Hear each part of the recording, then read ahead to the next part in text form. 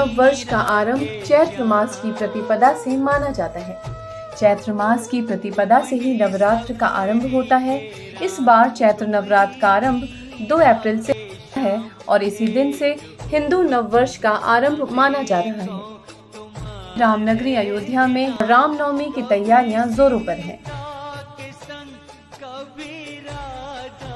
रामनवमी हर बार ही हिंदू धर्म में आस्था रखने वालों के लिए बहुत खास होती है, मगर इस बार का एहसास कुछ अलग ही है, क्योंकि इस बार रामलला कोई कानूनी लड़ाई नहीं लड़ रहे और तंबू से निकलकर भव्य और विशाल राम मंदिर का निर्माण कार्य जोरों पर है।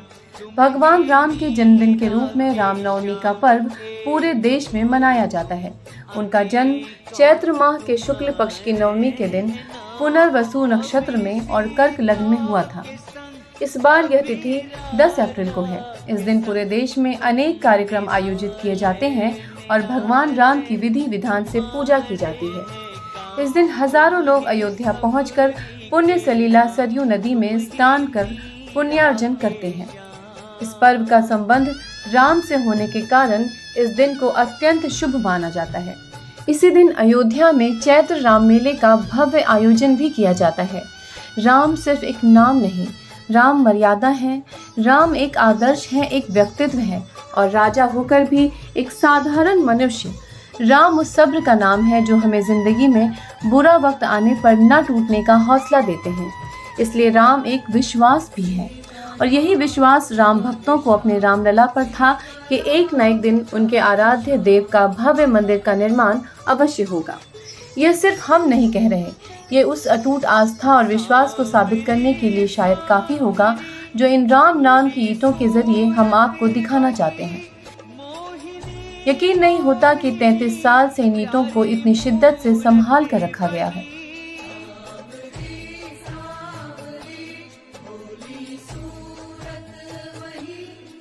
इन ईंटों पर अपने आराध्य देव श्री राम का नाम और सन 1989 अंकित है।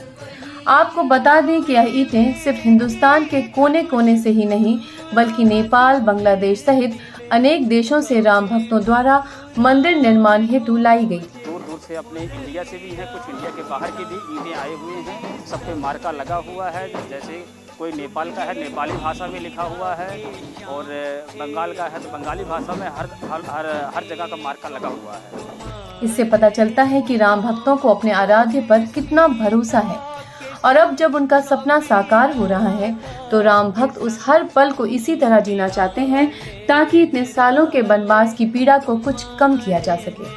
क्योंकि माँ कैकेयी ने तो राम को सिर्फ 14 वर्ष का वनवास दिया था, मगर आक्रांताओं ने उन्हें सदियों तक अपनी पहचान साबित करने के लिए मजबूर कर दिया।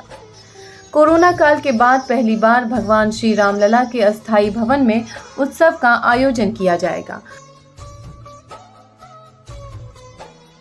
तो वहीं भगवान श्री राम के जन्म के दौरान अयोध्या के साधु संतों के साथ श्रद्धालुओं के भी शामिल होने का मौका मिल सकता है, जो इस बार जन्म स्थान पर भी विशेष पूजन करेंगे।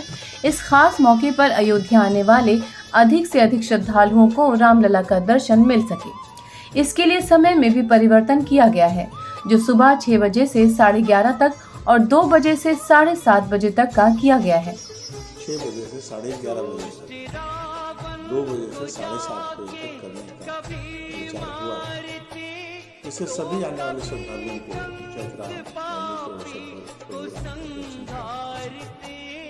वहीं श्री राम जन्मभूमि तीर्थ क्षेत्र ट्रस्ट के सदस्य डॉक्टर अनिल मिश्रा ने कहा कि राम जन्म उत्सव इस बार अयोध्या में बड़े ही धूमधाम से मनाया जाएगा।